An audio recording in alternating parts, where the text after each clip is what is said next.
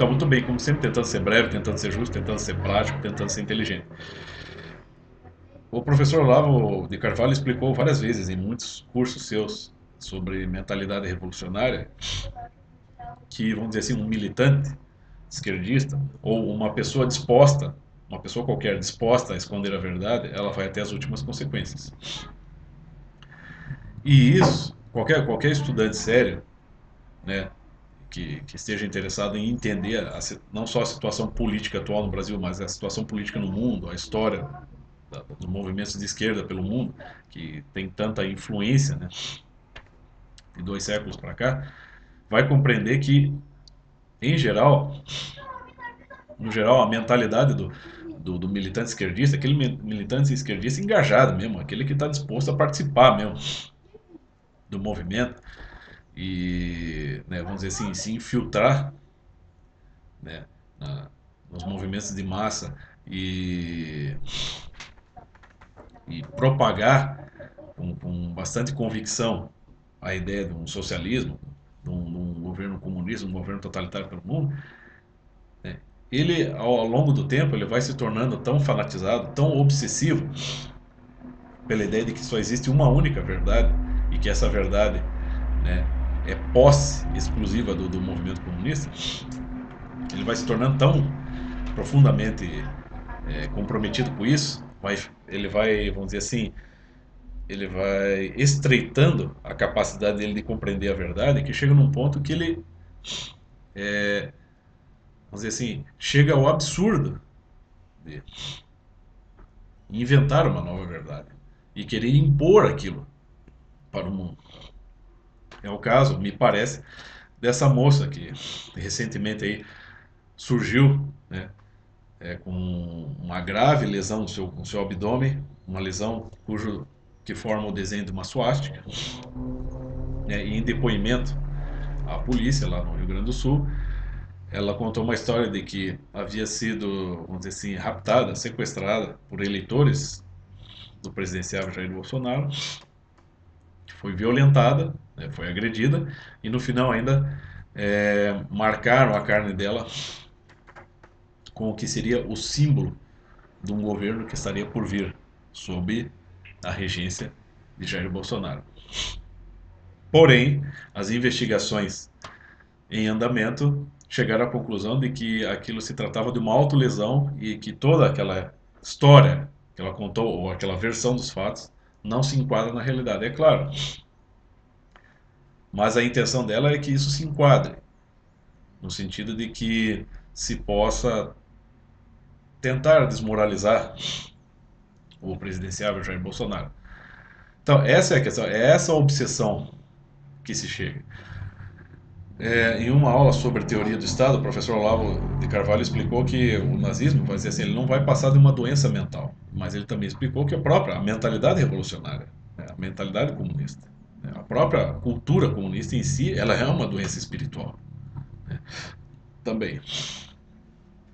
Né. Portanto, quem decide, vamos dizer assim, tornar-se um comunista de carteirinha e se, vamos dizer assim, se articular intensamente com o movimento comunista, vai se tornando cada vez mais obsessivo e fanatizado. E as suas ideias, a sua capacidade de perceber a realidade vai se estreitando. A ponto de que se chega ao absurdo de se mentir descaradamente, mas impor a mentira como uma verdade, porque na mentalidade dessa gente, uma mentira que possa garantir a sua presença no poder e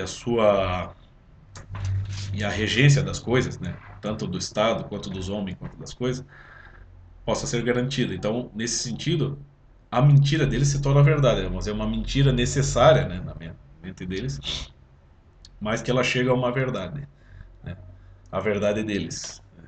Seja, a obsessão, o fanatismo é tão grande que toda a história que possa favorecer, neste caso, ao PT e desmoralizar Jair Bolsonaro, ela vai ser tida como uma verdade, ou então ela tem que ser acolhida como um gesto, mesmo que seja um teatro, uma mentira, uma calúnia, mas ela é acolhida, deveria ser acolhida na mente dos esquerdistas como um gesto valoroso, um gesto válido de protesto contra um perigo que se avizinha para a presidência, para o governo do país, né, para o futuro do país, que seria a presença de um presidente como o deputado Jair Bolsonaro. Quer dizer, a pessoa o professor Olavo já explicou, né? O totalitarismo é assim, um governo totalitário, em um governo totalitário, né, vamos dizer assim, a cúpula que o rege está sempre assim, sempre acredita que, vamos dizer assim, sabe o que o povo precisa, que o povo não precisa decidir nada. Quem decide são eles, né? Eles sabem o que é bom para o povo. E se eles precisarem mentir para que o povo esteja bem, eles vão mentir. Mais ou menos como acontecia como está descrito no 1984, George Orwell. Todas aquelas estatísticas mentirosas e todas aquelas versões dos fatos que tinham que ser contadas todos os dias, né? O próprio Winston, né, que é o protagonista da história, trabalhando com isso, com as edições de textos. Então, quer dizer, e tudo aquilo no sentido de se, vamos dizer assim, manter a população iludida e sob o controle do Estado. Então, toda mentira, toda manipulação da realidade, ela era necessária, porque ela era um valor, e essa é a verdade que eles acreditam. Que tem que ser assim, não pode ser de outro jeito. Ou seja, um regime que vai substituir não só os valores, os pilares fundamentais aí da existência humana na Terra. Você vai ter lá a família, você vai ter a propriedade privada, você vai ter tradição, enfim.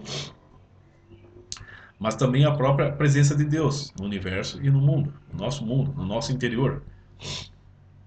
Porque se o comunismo visa né, tende a alienar a própria individualidade e torná-la apenas uma peça no Estado, né, ou seja, a individualidade ela se apaga no meio da coletividade, então quer dizer, já não há mais a proteção do indivíduo, não há a presença de Deus no interior do indivíduo, ela é banida.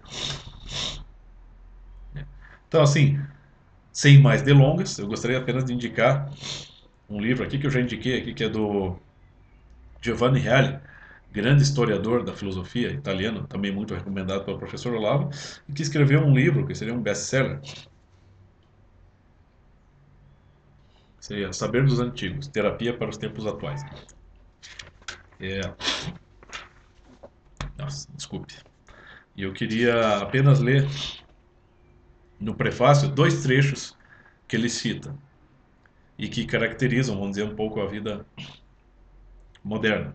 Você tem um excerto de Nietzsche, dos Fragmentos Póstumos, e um excerto de Platão, da Apologia de Sócrates. Então vamos começar com Nietzsche.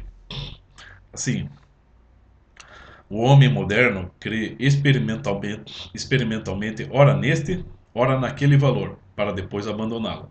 Os círculos de valores superados e abandonados está sempre se ampliando.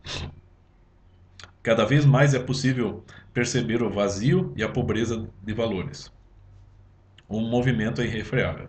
A história que eu estou relatando é a dos próximos 2 séculos. Então, não se esqueça que Nietzsche morreu em 1900, portanto, ele teve uma intuição bem clara da tendência das coisas. E aqui, o que seria fundamentalmente importante em termos de valores eternos, que é um exercício da apologia de Sócrates, que o Giovanni Reale cita aqui.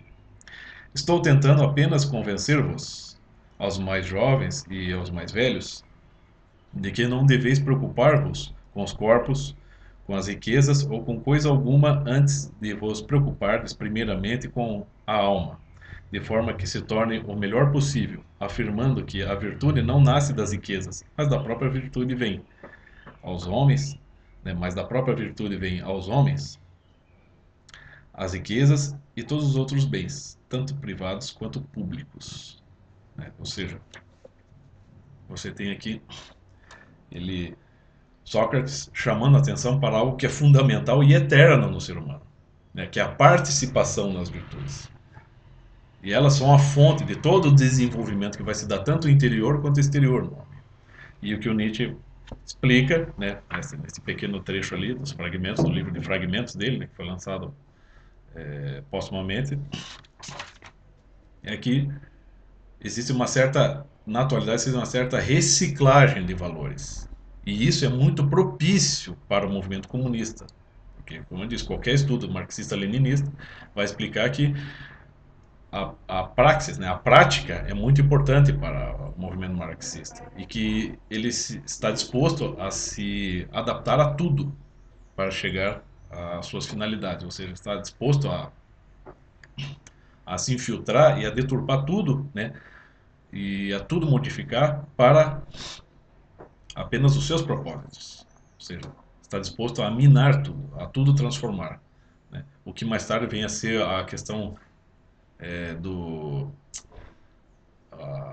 o revolucionário orgânico, né, ou intelectual orgânico, proposto por Antônio Gramsci, né, que vem visando essa transformação, essa dilapidação de valores que se faz de forma insensível, né, e essa adaptação, né, do movimento revolucionário, esquerda, comunista, totalitário, ao longo do tempo, de forma imperceptível, né, minando, né, dilapidando todos os valores fundamentais para que se chegue a um controle total dos homens e das coisas, né.